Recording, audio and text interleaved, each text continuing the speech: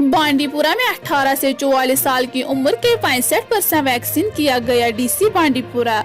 SSP Bandipora ने cap के खिलाफ वर्जी करने वालों के खिलाफ कार्रवाई का इंतबाह दिया। लोग पर जोर दिया कि वो SCAB पर अमल करके ताउन करिए।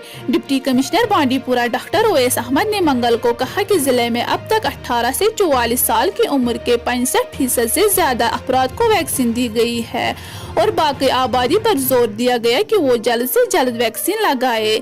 जिले में कोविड की सूरत हाल के बारे में मीडिया को ब्रीफिंग देते हुए डीसी बांडीपुरा ने कहा कि वैक्सीन मुहिम जिले के हर कोने और कोने में जोर व शोर से जारी है, जिसमें टीमें हर दिलहेज पर जा रही है ताकि ये यकीनी बनाया जा सके कि हर अहलिक को वैक्सीन दिया जाए।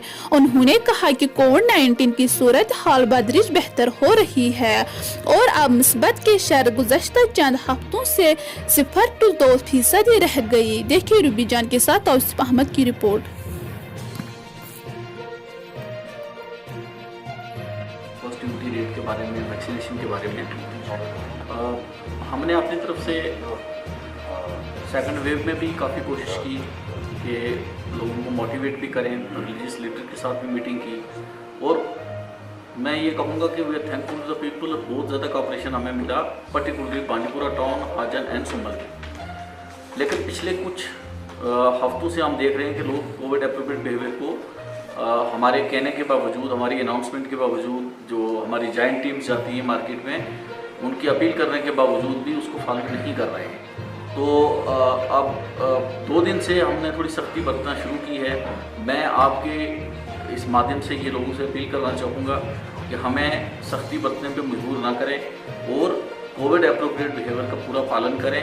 वो एक अच्छी सजेशन डीसी साहब ऑलरेडी दे चुके हैं, उसको फॉलो करने की ज़रूरत है।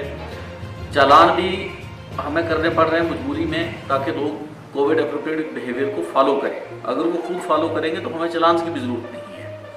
तो जो हमारी जॉइंट टीम्स हैं, मैं ये अपील करना चाहता हूँ मीडिया के थ्रू लोगों को कि हमारी जॉइंट टीम को ज़्यादा सख्ती बरतने पे मजबूर ना करें और उनकी जो भी अपील है, जो भी वो उनको सजेशन दे रहे हैं, ख़ासकर दुकानदार लोग, जो लोग उनके पास ख़रीदारी करने आते हैं, उनको मास्क के बगैर दुकान के अंदर ना आने दें, गाड़ी में बगैर मास्क के ना बैठने दें। छोटी छोटी चीज़ें हैं, अगर ये सारे लोग मिलकर हम फॉलो करेंगे तो मुझे उम्मीद है कि हम इससे